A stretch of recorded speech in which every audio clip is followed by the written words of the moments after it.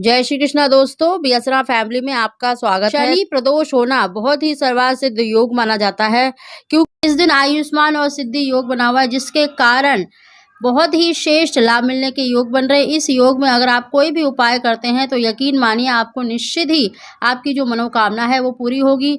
और शनि प्रदोष देखिए संतान को पुत्र को देने वाला माना जाता है, तो इस दिन भगवान शंकर का पूजन अवश्य करें। और भगवान शंकर बहुत ही भोले हैं, उनको अगर सच्चे मन से एक लोटा जल भी अर्पित किया जाए तो वो प्रसन्न हो जाते हैं। दोस्तों साथ ही देखिए शनि और सूर्य का बहुत ही शुभ योग बन रहा है। अगर इस दिन उपाय किए जाए तो निश्चित ही आपको संतान की प्राप्ति अवश्य ही होगी। दोस्तों उसकी जानकारी देने से पहले जो पहली बार मेरी वीडियो को सुन रहे हैं, प्लीज़ मेरे चैनल को सब्सक्राइब करें, बगल में बेल आइकन को दबा दें, जिससे मेरी आने वाली सभी वीडियो का नोटिफिकेशन सबसे पहले आप तक पहुंच सके। और शनि प्रदोष के दिन देखिए आपको शनिदेव का भी पूजन अवश्य ही करना चाहिए, क्योंकि शनिदेव का पूजन करते हैं तो सूर्य देवता प्रसन्न होते हैं और शनि और सूर्य का बहुत ही शुभ योग बन रहा है। अगर आप शनि प्रदोष के दिन अगर उनका पूजन करते हैं, उपाय करते हैं, तो आपकी कुंडली में जितने भी ग्रह दोष होते हैं वो भी दूर होते हैं। और साथ ही अगर आपकी देखिए कोख बंधी है, किसी कारण वजह से आपको संतान की प्राप्ति नहीं हो रही, तो आप शनि प्रदोष के दिन उपाय और पूजन अवश्य ही किया करें।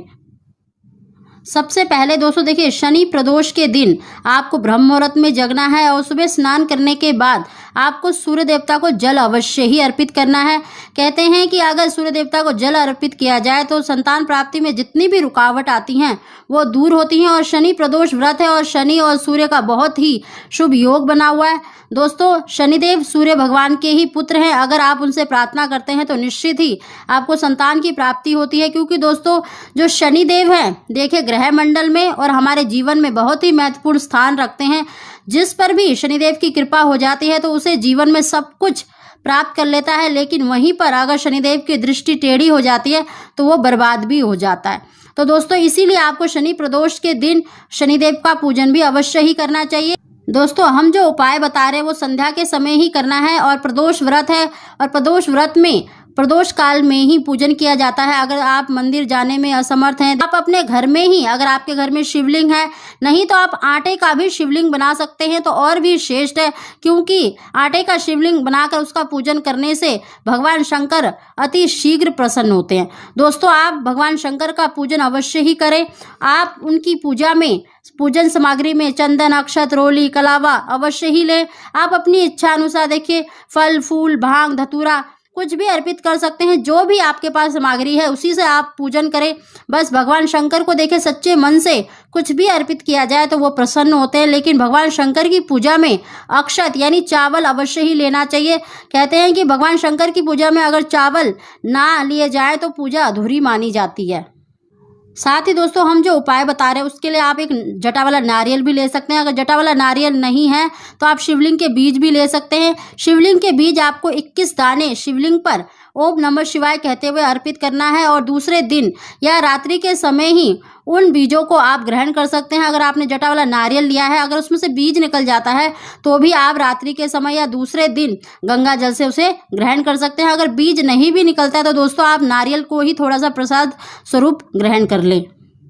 साथ ही दोस्तों आपको शिव जी का पूजन करते समय ही 1 किलो आटा या फिर आधा किलो आटा ले ले, उसमें अपनी इच्छा अनुसार चीनी, शक्कर या बूरा मिलाकर भगवान शंकर को अवश्य ही चढ़ाएं। और चढ़ाने के बाद आपको देखिए इनको चींटियों को डालना है। आप पार्क में, पेड़ के नीचे या पीपल के पेड़ के नीचे आपको चींटियां अवश्य ही मिल जाएंगी, आप उस दिन अवश्य ही डालें। दोस्तों कहते हैं चींटियां जितना अधिक आटा खाती हैं, जितने भी आपके ग्रह दोष हैं वो भी दूर हो जाते हैं। अगर किसी तरह का आपका बंधन है तो वो भी दूर हो जाता है। दोस्तों एक तो ये कर सकते हैं, और दूसरा उपाय ये है दोस्तों कि आप थोड़ा सा आटा ले लें और उसकी थोड़ा सा पानी मिलाकर उसकी 108 गोलियां बना लें, और उन गोलियों को अगर किसी तालाब में जिसमें मछलियां हो तो उसमें डाल सकते हैं, नहीं तो जो मछली का एक्वेरियम होता है उसमें भी डाल सकते हैं। लेकिन दोस्तों आपको एक गोली लेना है और ओम नमः शिवाय का उच्चारण करते हुए मछलियों को खिलाना है।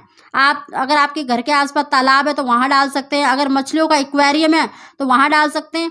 दोस्तों ये दोनों ही उपाय आप अपनी इच्छा अनुसार कोई भी उपाय कर सकते हैं, या चींटियों को आटा डाल सकते हैं या फिर मछलियों को गोलियां खिला सकते हैं।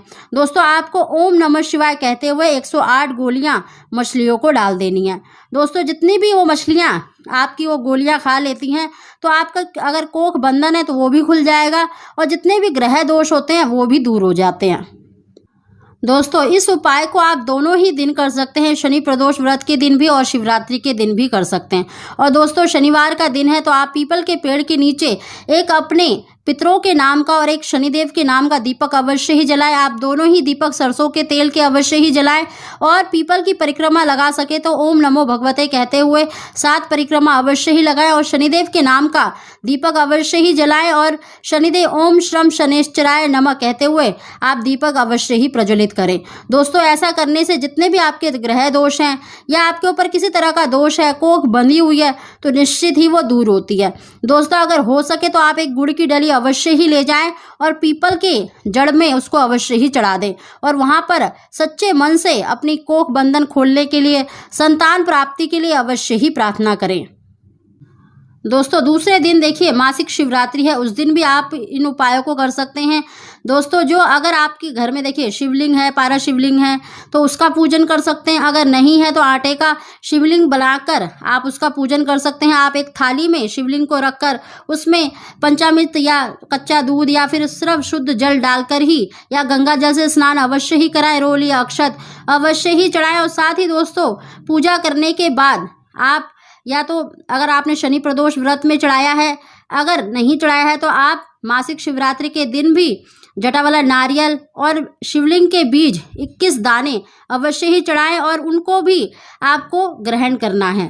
दोस्तों ये उपाय करने से आपको निश्चित ही संतान की प्राप्ति होगी। साथ ही दोस्तों अगर देखिए आपने आटे का शिवलिंग बनाया है या फिर आपके पास शिवलिंग है, तो थोड़ा सा जो शिवलिंग का जल होता है वो आपको अवश्य ही ग्रहण करना चाहिए। कहते हैं पति पत्नी दोनों मिलकर अगर आटे के शिवलिंग पर जो जल अर्पित करके उसको ग्रहण करते हैं तो उनको संतान की प्राप्ति अवश्य ही होती है। दोस्तों इस उपाय को करने से देखिए निसंतान को भी संतान की प्राप्ति अवश्य ही होती है। अगर आपको हमारी वीडियो, हमारी जानकारी पसंद आई हो तो